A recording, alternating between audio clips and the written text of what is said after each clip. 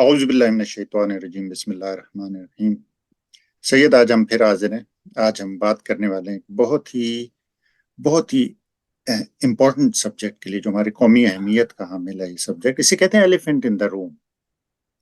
हर एक इधर उधर डांस अराउंड कर रहा है, चीजों के बातें कर रहा है, घुमा फिरा रहा है, चीजें गोल मोल बातें कर रहा है। लेकिन तौफीक हुई है आखिर तो उसी मर्द मुजाहिद को हुई है जिसने इस कौम के लिए रास्ते खोले हैं, जिसने इस कौम की आंखें खोली हैं और इनका जहन खोला है। उसी ने आखिरकार बात किया। आपकी नज़र से गुजरा होगा ये, और ये आपने सुना होगा बेशुमार व्लॉग्स में। इमरान खान ने उसने कहा जी कि ये जनरल आसिम मुनीर, जो पाकिस्तान का आर्मी चीफ है, वो इस वक्त हुकूमत कंट्रोल कर रहा है और वही इसके खिलाफ जो कुछ भी हो रहा है वो कर रहा है। और ये सबको पता है। जनरल आसिम मुनीर कर रहा है, इससे पहले जनरल बाजवा कर रहा था, उससे पहले एक और जनरल था, उससे पहले एक और जनरल था। This goes all the way back to the Inception of Pakistan, Pakistan के लिए। और उससे पहले it goes way way back into Islamic history. हमारे हीरो जनरल्स हैं। हमारी तरबियत, हमारी सोच जो है वो मार्शल रेस के तौर पे होती है। हम लोग जर्नलों को अपना हीरो मानते हैं। साइंसदान, स्कॉलर्स, फिलासफर, ये हमारे हीरो नहीं होते। उसका नतीजा ये हुआ है कि ये बाकी सारे जो अहम किरदार होते हैं मुआशरे के, वो मार्जिनलाइज हो जाते हैं। आपने देखा है, इसी कौम ने हमारे सामने डॉक्टर अब्दुल कदीर खान का हशर देखा, उससे पहले डॉक्टर अब्दुल सलाम का हशर देखा। टीचर्स का हशर आप रोज होते देखते हैं। उलमा की तौहीन और तज़ीक होते आप रोज देखते हैं। यहाँ पे इन्होंने, जो इनके पालतू मुल्ला हैं, जिन्होंने इस्लाम का भी बेड़ा गर्क किया और इस कौम का भी, वो टेक ओवर कर लेते हैं। तो ये सारा कुछ एक नेक्सस है, जिसमें ये नेक्सस में हो रहा है। और उस नेक्सस का इस वक्त ग्रो ग्रो जो होते हैं, जैसे आपने देखा होगा इंडियन फिल्मों में भी, ये डाकुओं के और चोरों के ग्रोह होते हैं, उनका एक सरदार होता है। तो इमरान खान ने वो वाज़ेह तौर पे कह दिया है, और उसी मर्द मुजाहिद में, मर्द मोमिन में इतनी जुर्रत है कि वो खुल के ये बात कर सकता है। उसने ये कह दिया कि जी आसिम मुनीर है। अब एक तो थोड़ी सी शर्मिंदगी हो रही है कि ये आदमी, इंसान तो कहना इसे, मिर्जा गालिब ने कहा था ना, आदमी को भी मैसर नहीं इंसान होना। तो ये आदमी, ये हाफिज कुरान है, सुना है, ये सैयद भी है। तो आपको भी थोड़ी ज्यादा शर्मिंदगी होनी चाहिए हमसे कि ये इस तरह का, इतने मुकद्दस किस्म की क्वालिफिकेशंस होने के बावजूद इसका किरदार इतना घटिया और इस तरह की हरकतें कर रहा है। ये मतलब पूरी कौम के पीछे पड़ जाना, और पूरी, एक आदमी जो पूरी उम्मत मुस्लिमा का तर्जुमान और उम्मत मुस्लिमा के मफादात का मुहाफिज था, जिसने फ़लस्तीन का मसला उठाया, जिसने तौहीन रिसालत का मसला उठाया। पहली बार अक़वाम मुत्तहिदा की तारीख में, इंसानी तारीख में ही समझ लें, तौहीन रिसालत के लिए और इस्लामोफोबिया के लिए आवाज़ उठाई गई, और इस्लामोफोबिया का एक दिन मुकर्रर किया अक़वाम मुत्तहिदा ने। बहुत बड़ी बड़ी बातें थी जो हुई थी। उस आदमी के पीछे अपने जाती इक़्तिदार और अपने जाती फायदे के लिए उसके पीछे पड़ जाना, और इस कौम का इस तरह से बेड़ा गर्क करना, क्या कहते हैं? बहुत बहुत शुक्रिया ज़ियाद साहब, आपने बड़ी अच्छी चंद बातें की कि ये चंद लोग हैं जो इक़्तिदार पीछे से मुल्क को संभाल के बैठे हुए, जकड़ के बैठे हुए हैं, जिन्होंने मुल्क को आज तक आगे नहीं बढ़ने दिया। मुल्क की जो बर्बादी जो आज तक हुई है वो सारी इन्हीं लोगों, चंद लोगों की वजह से हुई है। इमरान खान को तो हम सल्यूट करते हैं, और बड़ी बात है कि वो कह लें कि इनके रहमो करम पे तो नहीं है, मेरा मतलब है इन्होंने ही उसे जेल में डाला हुआ है, उसे बंद किया हुआ है। उसके बावजूद जिस शुजा और दलेरी और बहादुरी से उसने इनको एक्सपोज किया, इनका नाम लिया। देखिए, हम लोग आए बाएं शाएं की बहुत बात करते हैं, इधर की बात करें, उधर की बात करें, ह्यूमन राइट वायलेशन हो रही है पाकिस्तान में, ओवरसीज पाकिस्तानी बहुत काम कर रहे हैं उस पर, सारा कुछ देखें। अब वक्त आ गया है कि आपको टारगेटेड अपनी अप्रोच रखनी पड़ेगी। आप देखें, जिस तरह आपने कहा ना, हाथी इतना बड़ा जो आपके सामने है खड़ा हुआ, उससे आप इधर उधर नजरें नहीं फेर सकते। आपको उसको टारगेट करना पड़ेगा, इतना बड़ा जो हाथी एक कमरे में मौजूद है। और वो हाथी आसिम मुनीर है, और इसके साथ जो जत्था है, जो इसका जत्था है, जो बाकी ISI और जो ये चंद नामाकूल, गद्दार, बेगैरत, घटिया किस्म के बदबख्त लोग जो बैठे हुए हैं इस वक्त, इनके खिलाफ मुहिम चलाना सबसे जरूरी है। اس کے بعد پھر آپ قاضی فراڈ عیسیٰ کو لے لیں، وہ یہ چند لوگ جو ہیں جنہوں نے ملک کو جو برباد کیا نا، جن کا یہ کہتے ہیں نا کالے حروفوں میں ہسٹری میں ان کا نام لکھا جائے گا، جنہوں نے ملک کو اس حد تک لے آئے ہیں جو کبھی نہیں ہوا۔ دیکھیں میں اس پہ ایک مہم پہ تو میں بعد میں بات کروں گا۔ ایک ویڈیو میں نے ابھی دیکھی تھی عاصم منیر کی، جو اس نے سید، تو میں اس کے ساتھ نام کے ساتھ نہیں لگاؤں گا کیونکہ یہ سید ہے نہیں۔ ان کے بارے میں بڑا مشہور ہے یہ بات کہ یہ اوپر آنے کے لیے پوزیشنز میں یہ یوسف زئی ذات ہو گئی، یہ چند جو اونچی ذاتیں ہوتی ہیں ان کے نام لگا کے اوپر آنے کی کوشش کرتے ہیں۔ پہلی بات یہ ہے عاصم منیر کے بارے میں، جو اس سے سب کو سوال پوچھنا چاہیے حکومت میں، میرا مطلب قوم کو، کہ آپ کی کوالیفیکیشنز کیا ہیں؟ آپ پوری ایک آپ بہت سارے میڈلز لگاتے ہیں آپ اتنے اپنے ساتھ، وہ جس طرح آپ بتاتے ہیں نا کہ پاکستانی چند ایکٹریسز ہوتی تھی موٹی موٹی سی، وہ انجمن، اور وہ بڑی تھیلا قسم کی ایکٹریسز ہوتی تھی، وہ اپنے آپ کو خود ہی نمبر 1 ڈکلیئر کر دیتی تھی، خود ہی ایوارڈ لے لیتی تھی۔ تو یہ آپ بتائیے کہ آپ نے یہ تمغے جو لگائے ہوئے ہیں، آپ نے کارگل فتح کیا ہے، آپ نے کشمیر فتح کیا ہے، آپ نے اسرائیل فتح کیا، آپ نے کیا ایسی آپ کی اچیومنٹس ہیں؟ آپ یہ بتائیے پہلے، یہ جو تمغے آپ نے لگائے ہوئے ہیں آپ کی کوالیفیکیشنز کیا ہیں جو یہ قوم کے پیسوں سے آتے ہیں؟ اتنا تو سج کے سور کے دلہنیں آتی ہیں رات کو، جو آپ پورا لپیٹ کے ان تمغوں میں آتے ہیں، آپ اس سے بہتر ہے آپ زیور پہن لیں، آپ جو خواتین پہنتی ہیں، اور ساتھ لال لباس جوڑا پہن لیں، کیونکہ اس میں آپ زیادہ خوبصورت لگیں گے۔ تو اتنے سج سور کے جو آتے ہیں، جس طرح ایک نئی نویلی دلہن ہوتی ہے، آپ بتائیے کہ یہ آپ کے تمغے کس کس اچیومنٹس کے ہیں، آپ کی کوالیفیکیشنز کیا ہیں، آپ کس بیسس پہ آپ پوری اتنی بڑی ایک جو ملٹری ہے اس کو لیڈ کر رہے ہیں؟ اور یہ صرف انہیں ہی نہیں، جو ینگ گنز ہیں آرمی میں، جو ینگ کیڈٹس ہیں، ٹیلنٹ ہے جتنا، ان سب کو بھی یہ کوشچن کرنا چاہیے کہ تم ملک کو کس طرف لے کے جا رہے ہو، تم ملک کو کس طرف بربادی کی طرف تم نے لگا دیا ہے، تم کس قسم کے بغیرت آدمی ہو کہ آپ پھر آپ ہمت دیکھیں ان لوگوں کی کہ ٹی وی پہ آ کے یہ کہہ رہا ہے کہ تم لوگ اللہ کی جنگ لڑ رہے ہو، اللہ اس کے ساتھ نہیں ہے۔ آپ یہ دیکھیں، تو اپنا قد دیکھ، تو بونا ہے بونا، اور تم اس کا قد دیکھو جس آدمی کے ساتھ تم مقابلہ کر رہے ہو۔ تم ایک میکینک بھی نہیں تھے، تم اس قابل بھی نہیں تھے، تم ایک ریجیکٹ تھے، اور تمہیں سفارشوں کے تھرو تم تلوے چاٹ چاٹ کے تم جنرل بنے ہو، 2 نمبر کام کر کر کے تم ہیں، اور تم نے پتہ نہیں کیا کچھ بیچا ہے۔ اب میں تمہیں اپنے گھر میں بھی کیا کچھ تم نے بیچا ہے، جس تک حد تک تم پہنچے ہو جنرل بننے۔ تم مجھے یہ بتاؤ کہ تم اس آدمی کو جس کا قد تم سے اس قدر اونچا ہے کہ تمہاری طرح کا چھوٹا کم ظرف اور بغیرت آدمی اس کا نام لیتے ہوئے یا اس سے پنگا لیتے ہوئے پہلے سوچے اور اس کی اونچائی کے بوجھ تلے دب کے مر جائے اخلاقی طور پہ؟ تم میں وہ اخلاق بھی نہیں ہے، تو تم اس کا نام لے رہے ہو اور تم کہہ رہے ہو اللہ کی جنگ لڑ رہے ہو۔ تم کون سی اللہ کی جنگ لڑ رہے ہو؟ تم یہ جو ینگ آرمی میں جو لوگ ہیں، تم انہیں کیا بیوقوف بنا رہے ہو کہ تم اللہ کی جنگ لڑ رہے ہو؟ تم بے قصور مسلمانوں پہ ہی، اپنے پاکستانیوں پہ، تم باہر تو کچھ کرنے کے قابل نہیں ہو، اس جوگی نہیں ہو، تم ان پہ ظلم کر رہے ہو، تم ماں بہنوں کے گریبان پھاڑ رہے ہیں، تم اپنی گھر والیوں کے تم ان کی ویڈیوز بنا رہے ہو، تم ماں بہنوں کی ویڈیو بنا رہے ہو، تم ذلیل کر رہے ہو، تم عورت اور آدمی کی جو میاں بیوی کے پاک رشتے کو تم ایسے بدنام کر رہے ہو، ان کی ویڈیوز بنا رہے ہو، تم کہتے ہو تم اللہ کی جنگ لڑ رہے ہو۔ مجھے تو اس بات پہ حیرانگی ہوتی ہے کہ جو سب سے بڑا منافق ہوتا ہے جنرل، سب سے پہلے وہ جا کے وہاں پہ خانہ کعبہ میں حاضری دیتا ہے اندر۔ تو میں خدا سے بھی پوچھتا ہوں کہ اس قسم کا بغیرت آدمی وہاں پہ جا کے حاضری دے رہا ہے اور یہ پتھر کا نہیں ہوا، وہاں پہ جا کے اس کے ہاتھ اور پیر اللہ تعالیٰ نے شل کیوں نہیں کیے جب یہ خانہ کعبہ جیسی پاک مقدس دھرتی پہ اپنے بغیرت اور اپنے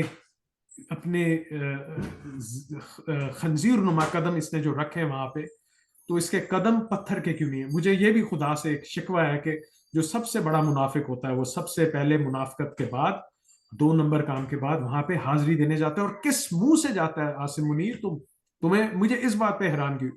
چلے یہ چیزیں تو ہو گئی، اب پاکستانیوں سے میرا ایک گزارش ہے، آپ جہاں جہاں ہیں دنیا میں، بہت ہو گیا، آپ نے آئے بائیں شاہی کی بات کی، آپ نواز شریف کی بات کرتے ہو، آپ شریف فیملی کی بات کرتے ہو، زرداریوں کی بات کرتے ہو، آپ کو پتا ہے ان کے پیچھے کون ہے؟ ان کے پیچھے عاصم منیر ہے، باجوہ تھا، اور عاصم منیر کا جتھا ہے، اور انہوں نے بہت سے پائپ لائن میں ایسے خنزیر رکھے ہوئے ہیں جو آ کے ان کی آگے جو پالیسیز ہیں ان کو آگے لے کے چلے۔ آپ کا کیا کام ہے اس میں؟ اب آپ کا وقت آ گیا ہے کہ آپ کو مہم چلانی پڑے گی انہی کے اگینسٹ. آپ دنیا میں جہاں جہاں ہیں ان کے اوپر آپ ایسے ایسے لاز لگوائیں, ایسے ایسی ان کے اوپر سینکشنز لگوائیں کہ یہ پاکستان سے پیسہ چوری کر کے بھاگ نہ سکے. کیونکہ ہوتا یہ ہے کہ انڈیا کے جنرلوں کو دیکھیں, ان کے پاس 2 کمرے کے فلیٹ بھی نہیں ہوتے. ان کے پاس کوئی جزیرہ خرید لیتا ہے, کوئی پاپا جونز کی چینز خرید لیتا ہے, کوئی پوری ہاؤسنگ کمیونٹیز خرید لیتا ہے یورپ میں, کیونکہ ان کو ایک سیف ہیون پرووائڈ کی جاتی ہے. جو اس نے وائلیشنز کی ہیں, جب اوورسیز پاکستانیز اور پاکستانی سارے مل کے ایک مہم چلائیں بہت تگڑی عاصم منیر کے خلاف, اور اس کے جو چند غلیظ جتھا ہے جو آرمی پہ بیٹھا ہوا ہے, کہ تاکہ یہ لوگ ملک چھوڑ کے بھاگ نہ سکیں. اس پہ ایک بہت ضروری, آپ سب کو عید گزر گئی ہے, کام کرنا ضروری ہے. تو زیاد صاحب میں یہ آپ سے بات کرنا چاہوں گا, میں چاہوں گا کہ آپ پلیز اس پہ کچھ اچھا, صحیح بات یہ ہے کہ دیکھیے اللہ تعالیٰ کا نظام ہے. اللہ تعالیٰ اپنے نظام کو کسی فرد کی وجہ سے یا کسی ایک گروپ یا ادارے کی وجہ سے تبدیل نہیں کرتا. ٹھیک ہے, جہاں تک کعبے میں جانے کا یا نہ جانے کا تعلق ہے, وہ ایک سسٹم بنا ہوا ہے. اس سسٹم میں لوگ جاتے ہیں. یہ بندہ اس لیے یہ اتنا اس کے پاس طاقت اور اتنی اس کے پاس بے انتہا سمجھے قوت ہے چیزیں کرنے کی, کہ پاکستان کی آرمڈ فورسز کا چیف ہے. یہ آرمڈ فورسز کے ہر ادارے کو اور ہر فرد کو یہ بات ہر وقت ذہن نشین رہنی چاہیے کہ یہ پاکستان میں پاکستان کے عوام کے خون پسینے کی کمائی پہ پل رہے ہیں.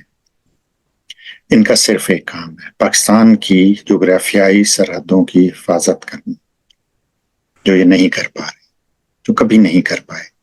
جغرافیائی سرحدوں کی حفاظت ہماری جو ہے یا تو قدرت کی طرف سے ایک پوزیشننگ کی وجہ سے ہوئی ہے, جیسے ہم جس پوزیشن میں ہیں, ایک طرف چائنا ہے, ایک طرف افغانستان, ایک طرف انڈیا اور ایک طرف سمندر ہے. ایک تو ان پوزیشنز کی وجہ سے ہوئی ہے. ہم لوگوں نے وہ لوز کی ہے جب بھی جغرافیائی, جیسے 1971 میں جو پورا پروسیس ہوا, اس میں جانے کی اس وقت ضرورت نہیں ہے, پھر ہم انشاءاللہ اس پہ کسی وقت بات کر سکتے ہیں, پہلے بھی ہم کئی دفعہ کر چکے ہیں. وہ انہوں نے اس وقت گواہ دی. سیکنڈ ہمارا commander in chief general Gracey تھا, کئی دفعہ اس کی بھی بات کر چکا ہوں. کشمیر کی لڑائی شروع ہوئی تھی 1948 میں, تو اس نے قائد اعظم کے آرڈرز کو ڈیفائی کر دیا تھا. اس کی وجہ سے کشمیر کے وہاں کشمیر کی جنگ آلموسٹ ہم جیت چکے تھے. تو جو رفیائی سرحدوں کی تو یہ فوج کبھی حفاظت نہیں کر سکی. اب یہ کہتے ہیں, یہ بھی آپ نے نیریٹو سنا ہوگا کہ یار یہ چند جرنیل ہیں, چند کرپٹ لوگ ہیں جو کرتے ہیں, تو باقی لوگوں نے کون سے یار دھنیا پیا ہوا ہے. آپ کی لاکھوں کی فوج ہے جو ہم پال رہے ہیں 75 سال سے, ان میں کوئی غیرت, ان میں کوئی ضمیر نہیں ہے, ان میں کوئی یہ چیز نہیں ہے کہ یار چند لوگوں کو ہم کیسے اجازت دے سکتے ہیں اس پوری قوم کو یرغمال بنانے کی اور پوری امت مسلمہ کو ڈیمیج کرنے کی. اس بغیرت کے بچے کو اگر اللہ کی لڑائی لڑنا ہے تو فلسطین جا کے لڑے نا.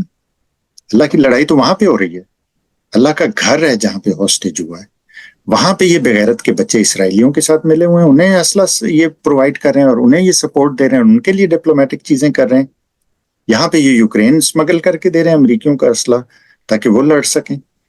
تو اللہ کی لڑائی کہاں پہ ہو رہی ہے؟ اس نے یہ دیکھیں, عمران خان نے صحیح کہا تھا کہ ایک تو یہ لوگ پڑھے لکھے نہیں ہیں, اوپر سے محنت بھی نہیں کرتے. آپ کو یاد ہوگا اس نے پہلے بغیرتی جو کی تھی کہ جی وہ ریاست طیبہ ہوتی ہے, جی ریاست مدینہ کچھ نہیں ہوتی, کیونکہ مدینہ تو مطلب کوئی جاہل ترین انسان بھی اس طرح کی بات نہیں کر سکتا.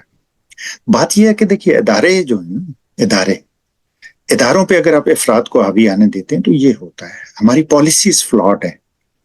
عدالتوں میں اگر آپ دیکھیں کمپیریٹیولی بیٹر ہے, وہاں پہ یہ کہ جو سینئر جج ہوگا وہ چیف جسٹس بن جائے گا, سمپل سا پروسیس. یہاں پہ آپ نے ثوابدید دے دی ہے ان کے کرپٹ چمچوں کو, جو اختیار بھی انہیں سلیکٹ کرنے کا بھی اختیار رکھتے ہیں اور انہیں ایکسٹینشن دینے کا بھی اختیار رکھتے ہیں. جہاں پہ آپ اس طرح کا لوپ ہول یا کمزوری کریٹ کرتے ہیں نا, جسے کہتے ہیں ویکسٹ لنک ان دا چین, وہاں پہ اس طرح کی چیزیں شروع ہو جاتی ہیں.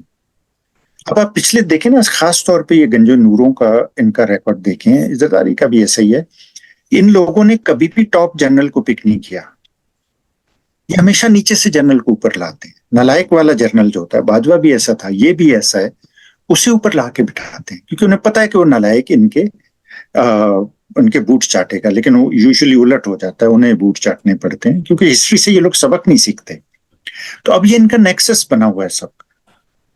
ٹھیک ہے نا. عاصم منیر جو ہے وہ ایک شخصیت کا نام نہیں ہے.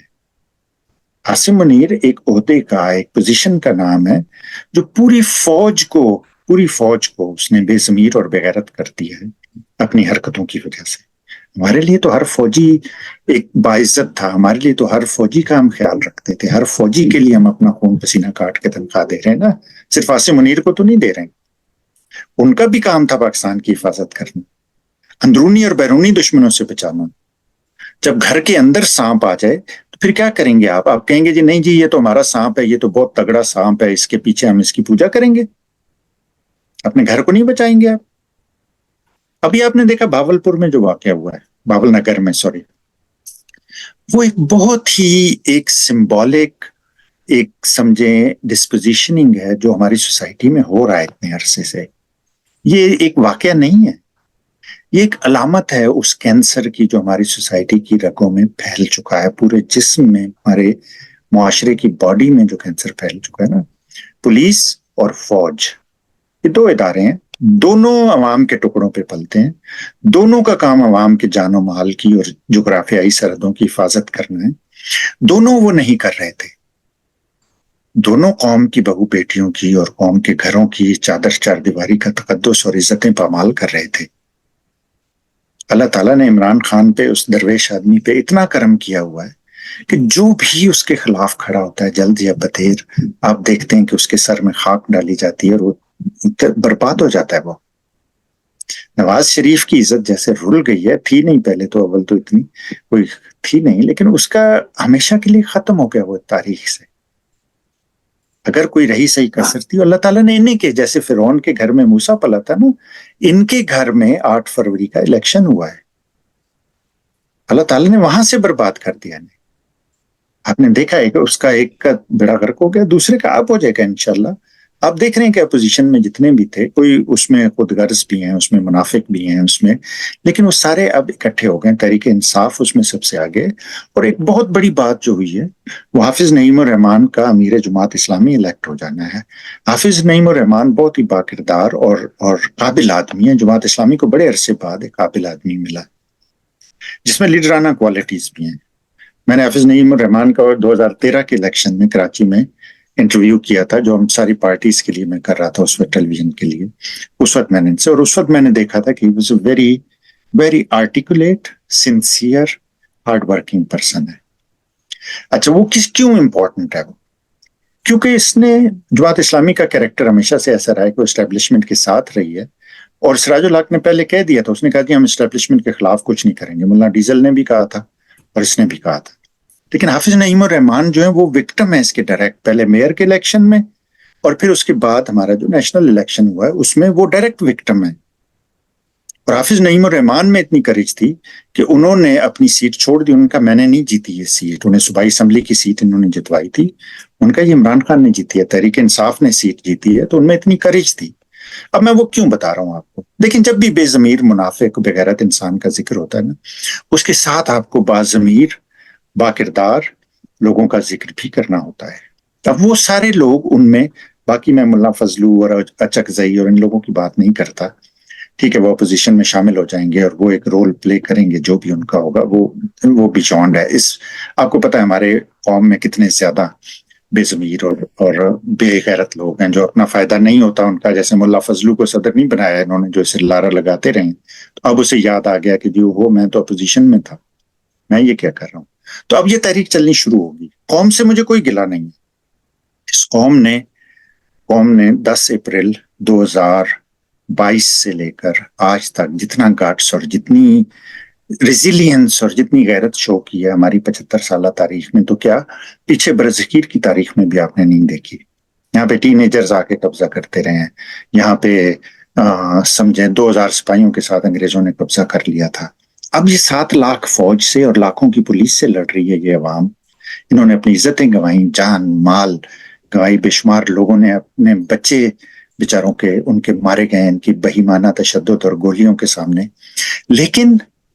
لیکن عاصم منیر ایک عفریت، ایک کینسر جو اس فوج کو اور اس قوم کو کھا رہا ہے. جب بھی کینسر ہو جاتا ہے نا آپ کو، تو آپ کو اس کا علاج کرنا ہوتا ہے. اگر آپ علاج نہیں کریں گے تو آپ کو پتہ ہے کیا ہوگا. ہے جرم ضعیفی کی سزا مرگ مفاجات. تقدیر کے قاضی کا یہ فتویٰ ہے ازل سے. اگر آپ نہیں کریں گے علاج، آپ کمزور ہوتے جائیں گے تو آپ پیرش ہو جائیں گے. ایز ادارہ فوج کا پیرش ہو جانا، ایز ادارہ پولیس کا پیرش ہو جانا، ایز اے سوسائٹی ہمارا پیرش ہو جانا، اور ایز اے کنٹری پاکستان کا پیرش ہو جانا، یہ ایمیننٹ ہے اگر آپ اس کا علاج نہیں کریں گے تو.